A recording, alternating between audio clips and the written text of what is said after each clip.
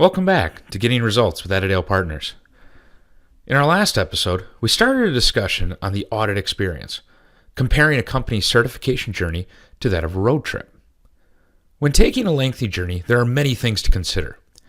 Our focus today, however, goes back to the concept of your quality engine and a simple question. Can your car handle the journey? ISO standards and comparable quality certifications are made up of many parts, both general and specific.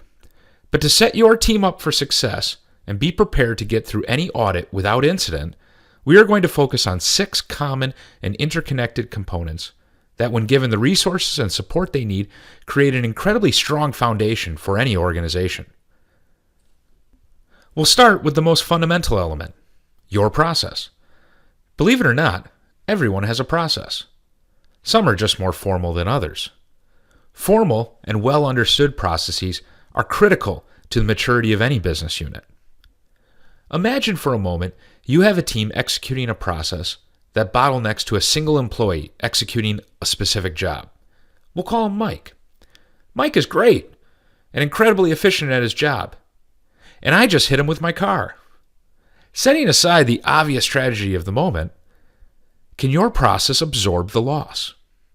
What's important is that an organization's process establishes leveled and standard workflow, aligning specialized procedures that can be consistently executed.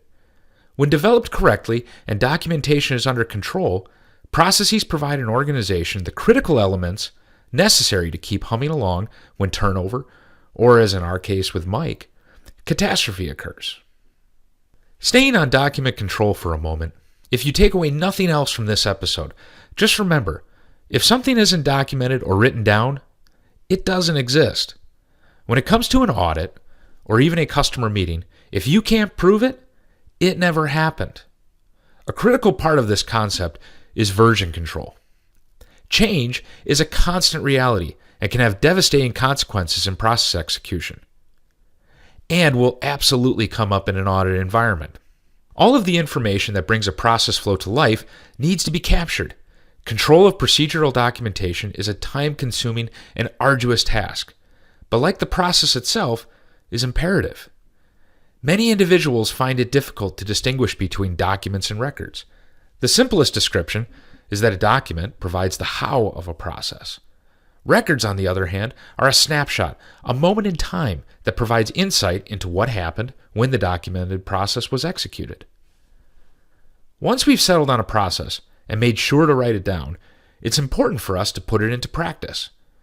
Our next component, training, serves a number of purposes in a maturing organization. Experienced and inexperienced staff alike need to clearly understand how they will execute the role you've defined.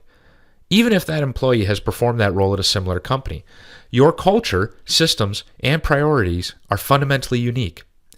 Keeping diligent records and maintaining dynamic job descriptions will ensure the role and the process continue to align with one another. Cultivating competence for those executing the process is one consideration. Another is cultivating continual improvement in your training program as well. Your trainers need a mechanism to consistently deliver training programs, evaluate their effectiveness, and get better just like anyone else.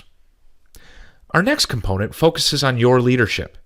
Executives play a critical role inspiring customers and employees alike, but it is equally important for those same leaders to be more than cheerleaders and accept responsibility for your quality management system. This needs to be communicated through management review.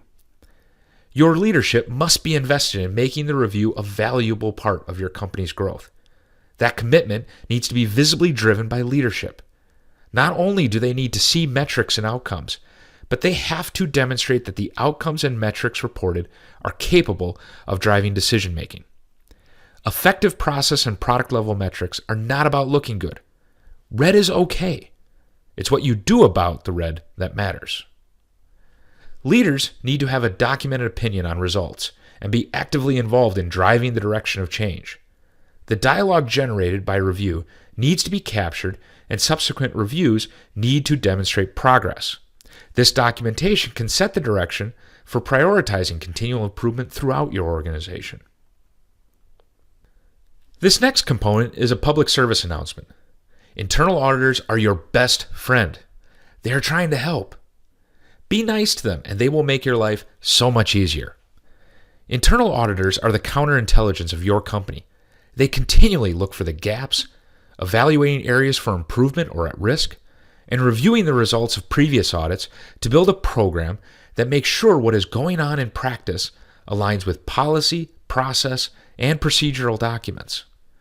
This activity, when well planned and organized, provides the organization with a roadmap for addressing weaknesses. It is important to note external auditors will have the privilege of reviewing internal audit results, so make sure you address findings. Finally, all employees need to understand how they are either creating or destroying customer satisfaction by their actions. Everything we've been building towards is focused on bringing the customer's voice into the organization.